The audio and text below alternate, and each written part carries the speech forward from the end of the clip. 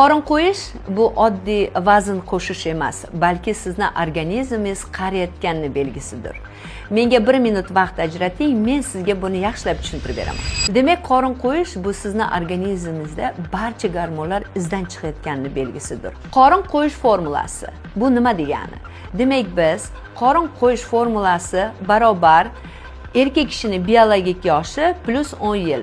Demak, 45 yoshga kirgan erkak, unga 10 yil qo'shadigan bo'lsak 55. Agar erkak 45 yoshda qorin qo'ysa, u 55 yoshlar gormonlari muvozanati chiqib ketgan hamda semirgan erkakda ko'rinishida bo'ladi.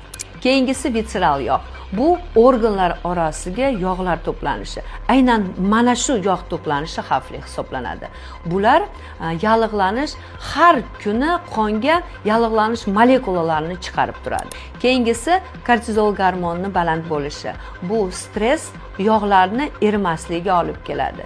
Keyingisi uyquning yo'qligi yoki vaqtida uxlamaslik ham stressni kuchayishiga va yog'larni erimasligining asosiy sababchilaridan bittasi bo'ladi.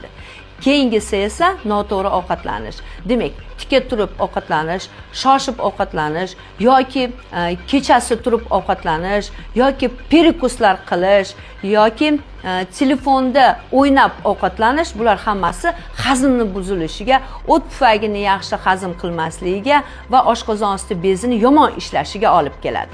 Sahifamni kuzatib boring. Keyingi videoimda qorinni yo'qotish usullarini o'rgataman.